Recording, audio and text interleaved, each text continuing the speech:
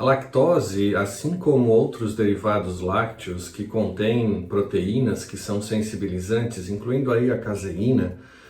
que do leite de vaca, né, são muito imunogênicas. E por que são imunogênicas? Na grande maioria das vezes, o consumo aumentado desses componentes lácteos oferece uma proteína mudada que é reconhecida pelo nosso sistema imunológico ao nível intestinal, fazendo com que essas partes das proteínas derivadas do leite, caseína, lactose e eventualmente,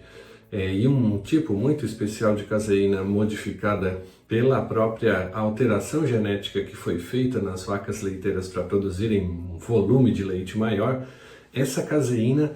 consumida ou fagocitada pelos nossos sistemas de defesa intestinal, os macrófagos residentes, as células apresentadoras de antígeno, são capazes então de fagocitar essa proteína e apresentá-la ao nosso sistema imunológico. Então, quando há uma sensibilização imunológica para essas proteínas, assim como para outras proteínas, glúten,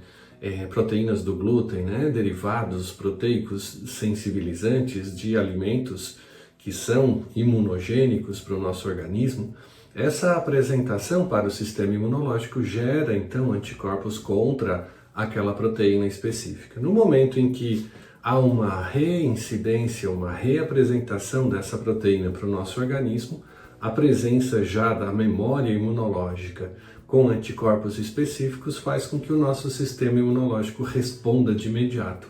à presença desse conteúdo proteico. E aí desencadeia-se então uma resposta imunológica que leva a um quadro inflamatório. A inflamação, por sua vez, no intestino,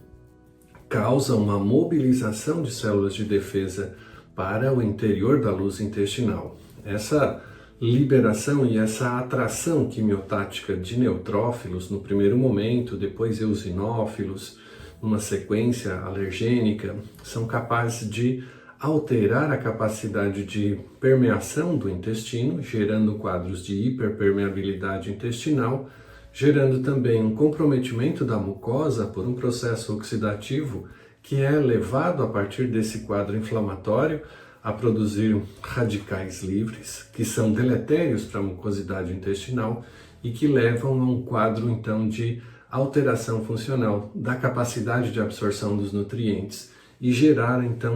com isso um prejuízo funcional na nutrição celular. Muito frequente também esses quadros inflamatórios produzirem alterações funcionais na característica de geração do movimento peristáltico, podendo levar então a quadros de diarreia ou mesmo de obstipação intestinal, uma paralisia do fluxo peristáltico intestinal, comprometendo a característica da eliminação do bolo fecal e gerando uma toxinemia, porque as fezes paradas no ambiente intestinal, associadas a um quadro inflamatório de hiperpermeabilidade, fazem com que a gente absorva para a corrente sanguínea as toxinas produzidas pela decomposição dos alimentos não totalmente digeridos nesse ambiente intestinal. E também os conteúdos toxicológicos produzidos pelas próprias populações bacterianas nesse ambiente. Então, encontrar a origem e restabelecer o padrão fisiológico do nosso organismo é a nossa missão enquanto profissionais da saúde integrativos.